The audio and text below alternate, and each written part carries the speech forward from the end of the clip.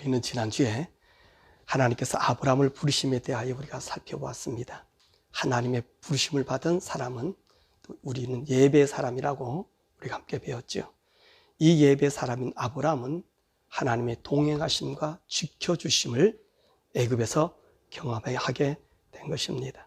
오늘 창세기 13장은 아브라함과 롯이 살아갈 땅의 경지를 놓고 서로 선택하는 그런 말씀입니다. 그러면 아브라함과 롯이 서로 갈라지게 된 원인이 무엇입니까? 6절의 말씀 보니까 그 땅이 그들이 동거하기에 넉넉하지 못하였으니 이는 그들의 소유가 많아서 동거할 수 없음이라, 그렇게 말씀하고 있습니다. 그 원인이 뭐라고요? 서로의 소유가 많아서 동거하지 못하게 되었다고 하였습니다. 이 소유가 많아짐의 원인이 어떤 것이 있었을까요? 물론 하나님께서 이들에게 복을 주심으로 그렇게 풍성했을 것입니다. 그것이 첫째일 것이고요. 그 다음 바로 12장에서 보았듯이 아브라함이 애굽으로 내려가서 사례를 통해서 이 바로로부터 얻은 가축과 은금과 그리고 노비가 풍부해졌음을 우리는 볼 수 있습니다. 그러니까 이들의 갈라짐의 원인은 첫 번째가 풍부였다는 것입니다. 우리는 풍부한 것을 좋아합니다. 그러나 이 풍부는 또한 우리를 갈라지게 하기도 합니다. 이 아브라함과 롯, 이들은 정말로 가깝고 가까운 사이입니다.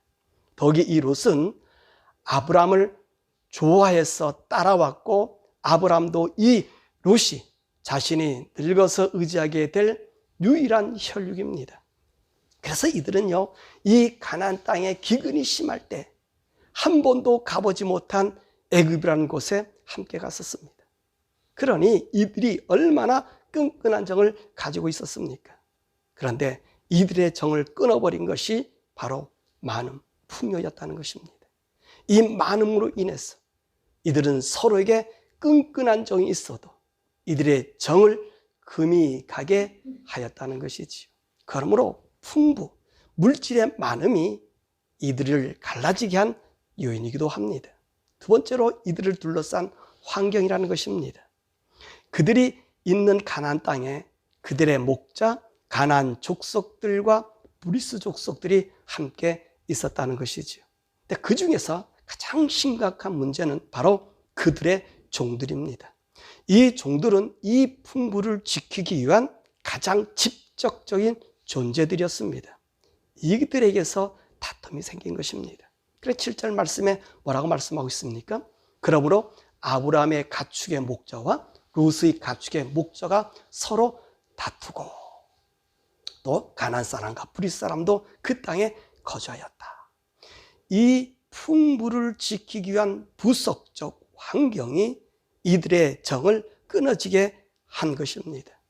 우리가 풍부함을 누리기 위해 또한 이 풍부함을 누리고자 하는 근본적인 욕구로 인해서 모든 인생들은 서로에게 상처를 주고 상처를 받고 서로가 서로에게 떠나가게 되는 요인이 되는 것입니다. 자, 이 상황을 본 아브라함이 롯에게 제안합니다. 8절과 9절이죠. 자, 우리가 이 물질로 인하여 싸움하지 말자. 우리는 한 친족이 아니냐. 이 물질로 우리 정이 끊어져서 되겠느냐. 그러니 이렇게 하자. 우리 서로 헤어지자. 내가 좌하면 나는 우할 것이고 내가 우하면 나는 좌하겠다. 이렇게 제안한 것입니다. 사실 이 아브라함이 이런 제안한 것은 아브라함이 어떤 사람인가, 그 사람의 면면을 잘 표현해 주고 있는 말입니다. 아브라함은 양보의 사람인 것을 볼 수 있습니다.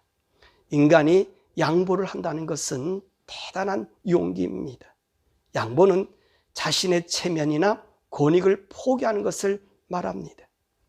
아브라함은 자신의 권익과 체면을 찾기보다는 인간 최고의 윤리의 정을 지킨 것입니다. 이 제안으로 해서 서로가 헤어지며 각기 다른 선택의 방식을 우리에게 보여주고 있습니다. 우리는 날마다 무언가를 선택하며 삽니다. 어떤 선택은 우리를 풍요롭고 만족스럽게 만들지만 어떤 선택은 우리 평생을 후회하게 만들기도 합니다. 자, 아브라함과 롯의 선택입니다. 10절 13절입니다. 롯의 선택입니다. 롯이 눈을 들어 요단 지역을 바라본 즉 소알까지 온 땅에 물이 넉넉하여 하나님의 동산 같고 애굽의 날건 같은 요단들을 선택하여 간 것입니다. 그런데 아브라함의 선택한 곳은 어디입니까?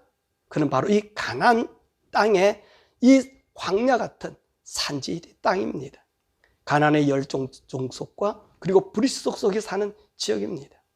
이 땅에서의 롯과 그리고 아브라함이 헤어졌죠. 양들을 먹일 꼴과 물이 없어서 다툰 것이 아닙니까?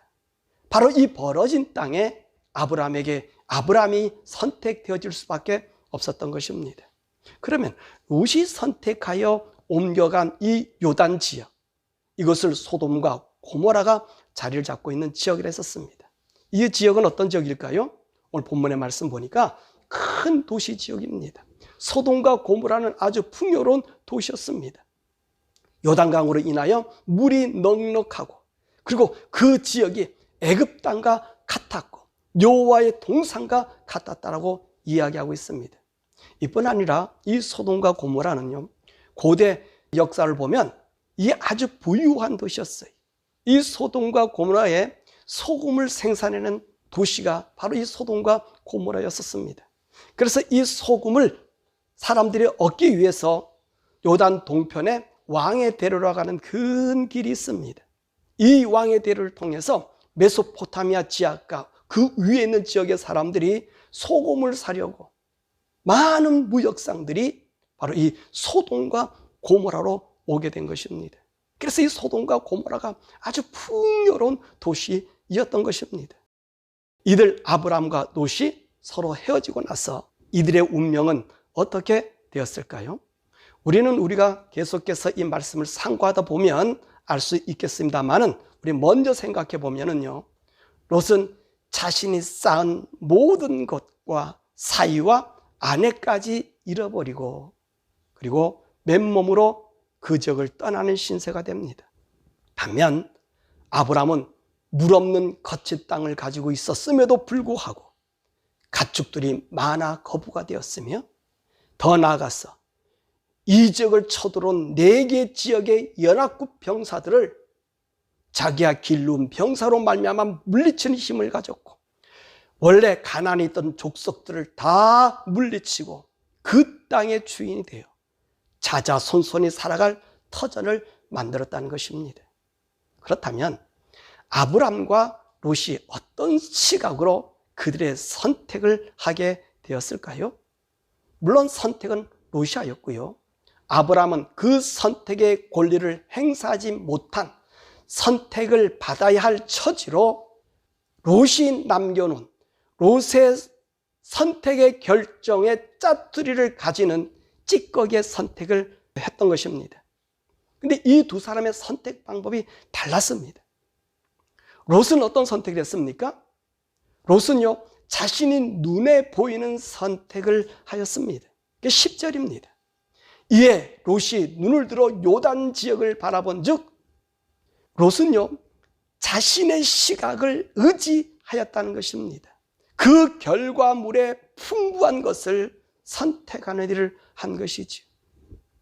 즉 좋은 것, 풍부한 것, 고생이 없을 것 같은 모든 조건이 잘 구비된 에덴 동산과 같은 곳을 선택하였습니다. 사실 이것은요, 참으로 현명하고 지혜로운 선택입니다.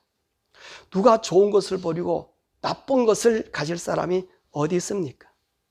지극히 현명하고 지혜로운 선택입니다. 이런 선택은 인간 누구라면 모두가 할 수밖에 없는 것입니다. 이 선택을 피할 사람은 아무도 없습니다. 만약 이런 조건이 있는데도 불구하고 그것을 버린다면 그는 바보일 것입니다. 롯은 이렇게 현명하게 선택한 것입니다. 그러면 왜 롯은 이런 현명한 선택을 할 수 있었을까요? 그는요, 갈대아우를 떠나서 하란에 머물며 세상의 모든 물정을 알았습니다. 그러다가 삼촌 아브람을 따라 가나안 땅으로 오니 이곳은 척박하기에 그지없는 땅이 아니었습니까? 광야 같은 거칠은 이 황야에 물걱정으로 인해서 생활에 고통이 밀려들었고요. 게다가 거기에 기근까지 들자 이 기근을 이겨보고자 남쪽으로 가다가 애굽, 이집트까지 가게 되었습니다. 이 롯이 이집트에 가보니 자기가 보한 세상과는 전혀 다른 세상이었습니다. 이때가 어떤 때라 그랬습니까? 벌써 이 애굽에는 거대한 피라미드가 형성되어 있고요. 땅은 풍부한 물로 인해서 풍요를 누린 곳입니다. 이것을 다 본 롯이 다시 가나안으로 돌아왔을 때 그는 가나안의 거친 환경이 싫었을지도 모릅니다. 그래서 그가 요단을 택한 이유가 아니겠습니까? 그래서 눈을 들어 요단을 보니 온 땅에 물이 넉넉하여 여호와의 동산 같고 어느 땅과 같더라? 애굽의 땅과 같더라. 그렇게 하지 않았습니까? 그래서 그는 이 가나안 생활, 고통과 고난의 땅이 싫었을 것입니다. 그는 모든 인간이 생각하는 바로 그 풍요를 위해, 그 편안함을 위해 그것을 찾아 선택하여 자기의 눈에 맞게 걸어가게 된 것입니다. 그런데 아브라함의 선택은 우리가 짜투리라 그랬습니다. 찌꺼기라 그랬습니다. 내가 선택할 수 없는 선택되어진 그런 땅이라 했었습니다. 그런데도 불구하고 이런 일들이 뻔히 나타날 줄도 알면서도 롯이 양보하지 않을 것을 그는 알았을 것입니다. 그랬음에도 오늘 아브라함은 왜 이런 선택에 선뜻 응하였을까요? 이것이 바로 하나님의 사람의 모습입니다. 하나님의 사람은 내가 먼저가 아닙니다. 하나님의 사람은 타인이 먼저입니다. 그래서 우리의 선택은 언제나 찌꺼기입니다. 왜 그럴까요? 이것은 매우 중요합니다. 우리의 판단과 결정은 인간의 한계를 벗어날 수 없습니다. 인간의 판단은 완전하지도 않고 지금 눈앞에 보인다고 해서 그 보인 것이 전부가 아니기 때문입니다. 하나님의 사람은 하나님의 손길을 기다리는 것입니다. 하나님을 향한 우리의 시선을 빼앗기지 않기 위함이지. 아마도 아브라함은 애굽에 내려가서 참으로 많은 교훈을 얻었을 것입니다. 결코 나의 판단으로 어떤 결정을 내리지 말자. 오직 하나님께서 나를 이끄시는 대로 따라 살자. 이렇게 결심하였을 것입니다. 그는 기근이 피해 발달된 문명의 도시요 풍요의 나라 애굽에 가서 그가 얻은 것은 죽을 뻔한 일과 아내 사라를 빼앗기는 그런 결과를 보았기 때문에 그렇습니다. 그래서 아브라함은 내가 아닌 하나님과 나와 함께 있을 그 믿음, 그리고 이 땅 가나안으로 하나님이 부르심의 약속을 기억했을 것입니다. 그래서 아브라함은 하나님의 뜻에 자신을 맡긴 것입니다. 이렇게 두 사람이 결정하고 나서의 삶입니다. 롯은 모든 것을 자신의 결정에 의해서 살아가게 됩니다. 그러나 아브라함은 하나님의 약속 속에 살아갑니다. 롯이 떠나가자 하나님은 아브라함에게 나타나십니다. 14절과 17절입니다. 여호와 하나님은 아브라함에게 무슨 약속을 하십니까? 너는 눈을 들어 너 있는 곳에서 동서원 남북을 바라보고 그곳에 종과 횡으로 다녀보아라. 이 모든 땅을 너와 내 자손에게 영원히 주겠다. 네 자손을 티끌을 실 수 있을 것처럼 사람이 티끌을 셀 수 있겠느냐? 그러면 실 수 있다면 네 자손도 셀 것이다. 이 말은 무슨 말이냐면 사람이 어떻게 티끌을 셉니까? 셀 수 없잖아요. 네 자손이 셀 수 없을 만큼 많다는 말씀을 이렇게 하신 것입니다. 하나님이 이 약속을 해주신 것입니다. 하나님의 이 약속은 무슨 약속이죠? 내가 너와 동행할 것이며 너를 떠나지 않을 것이라는 약속입니다. 하나님은요, 이 약속을 받고 어떤 행동을 합니까? 하나님께 경배를 하였다고 했습니다. 그렇습니다. 우리가 사는 것, 이 모든 것은 다 하나님께 있습니다. 그런 하나님께 경배하는 것은 하나님의 약속을 믿고 따른다는 고백입니다. 우리가 예배드리는 것, 이것은 하나님의 사람으로서 참으로 영광스러움입니다. 보잘것없는 내가 전능하신 하나님을 경배할 수 있다는 그것 자체만으로도 우리에게는 크나큰 영광이 어디 있습니까? 그러므로 우리 성도는요, 예배의 삶을 일생의 목표를 두시기를 바랍니다.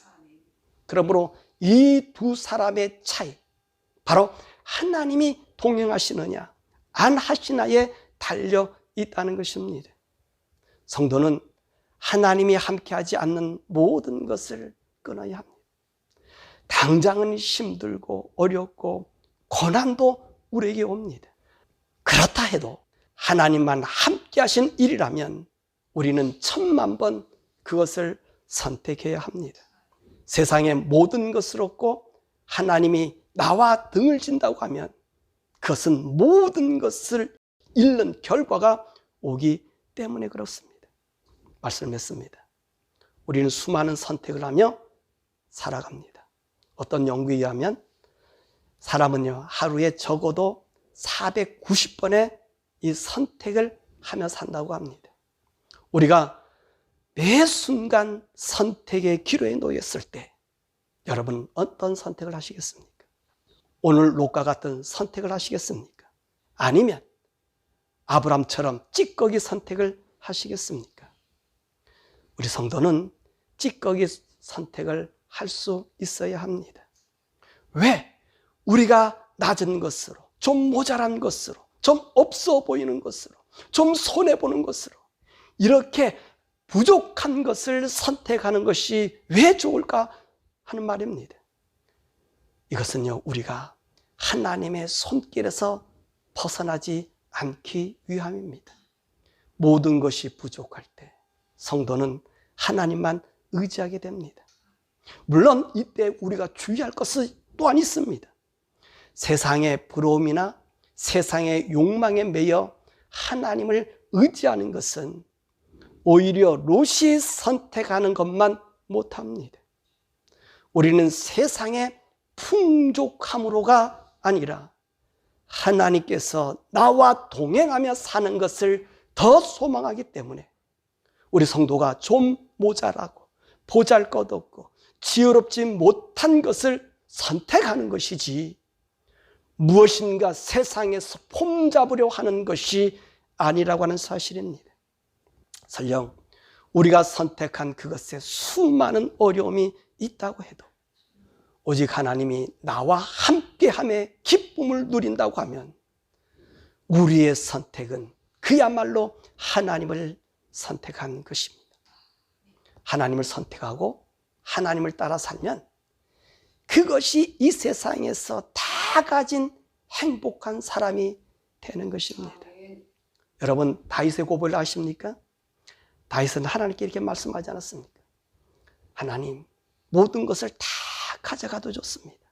그런데 말입니다. 오직 아버지 영만 성령님만 내게서 걷어가 주시지 마십시오. 바로 이 고백을 하는 자들만이 성도의 자격이 있는 것입니다. 이 세상의 모든 가치 그것이 내게 없다 해도 내가 하나님의 영과 함께 거눌 수 있다고 하면 그것은 참 행복입니다. 더욱이 우리 성도는요, 예수님의 피로 산 하나님의 자녀들로서 성령님의 인도함을 받는 사람들입니다. 근데 이 성령님은 세상에 있지 않습니다. 이 성령님 바로 여러분 마음속에 있습니다. 이분이 여러분들과 함께 대화하시기를 원하며 이분이 여러분과 함께 동행하시길 원합니다. 성령을 따라 사는 것, 이것이 우리 성도가 매일 매 순간 선택해야 할 일인 것입니다. 그럴 때 우리는 얼마나 행복함을 느끼는지 아십니까?